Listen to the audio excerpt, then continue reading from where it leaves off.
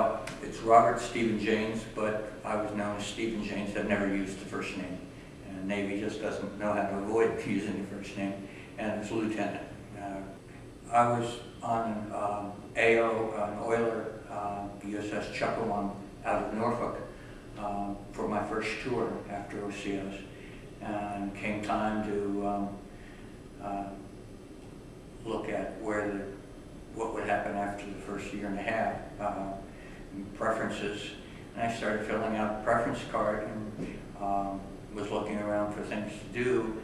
And I had a background in small boats, and they were talking about, there had been an article in the Navy Times about swift boats. And I just kind of put it down on the preference sheet as one of the things that might be appealing.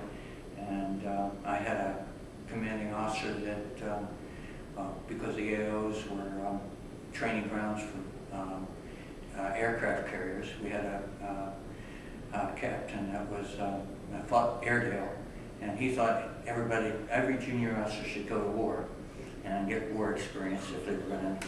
So he put in a good word with the Navy, and I wound up with orders to Coronado and the Swifts. I did not meet my crew. I went through Coronado with about 5 or 8 other officers and 2 commanding us who were going to be the COs of 2 of the areas along the coast. And I wound up meeting my crew over in Vietnam.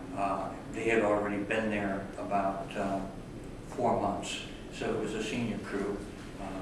Fortunately, for a green officer to have a senior crew, it helped.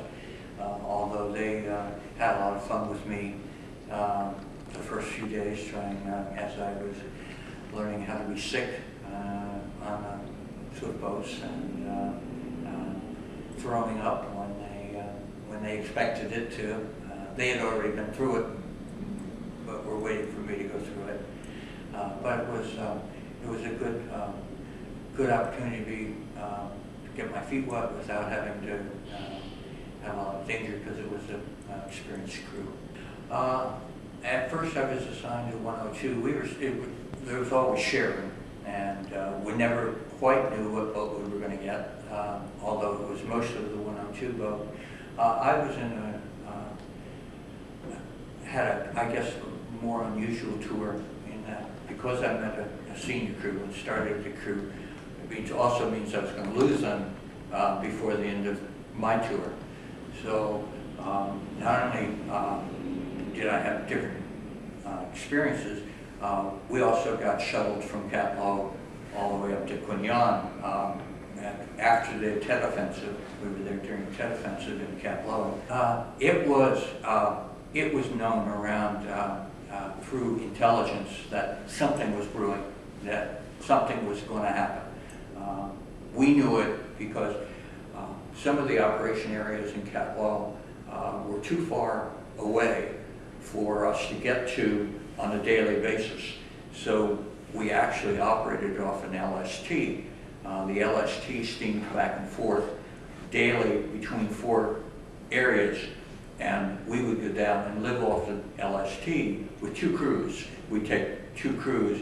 The boat would operate for 30 days straight, and we would just swap crews back and forth. And while we were out on patrol one day, we got orders to go up a river and take soundings in case, to see whether a submarine could actually pull into that river. So they had intelligence that the Viet Cong were going to try to infiltrate something. It turned out to be trawlers, but at the time they were supposing anything. So we were looking to see if a submarine could get into a shallow river. And so we wound up doing soundings on that and getting into a firefight on that because we went up fairly well up the river. And then Cat Low was an exposed base because of where they were approaching, and and in fact, they came within about 5 miles of the base. And we were always on alert and actually had to keep the boats out in the harbor, the harbor of Vung Tau, which is the Saigon, mouth of the Saigon River. And we'd sleep on the boats and things and just come in, get fuel and things, and then go back out again and stay on the boats. But because Vung Tau was one of those, it was a very strange place to be. It was the R&R center for the Viet Cong, but it was also R&R, in-country R&R for the U.S. So both would be in Vung Tau. So the Viet Cong only came within about 8 miles of Vung Tau, Cat Lo, and said, we're stopping because we don't want to ruin our place to take in-country R&R. So it was unusual. But then things calmed down after the Tet Offensive, and then we shifted boats around. And of course, that was the end. What we were looking for was that was the end of the monsoon season. And we were looking forward to the nice weather and calm weather. And of course, they shuttled us up to Quinyan where the monsoons was just starting. So we had the rough weather up there.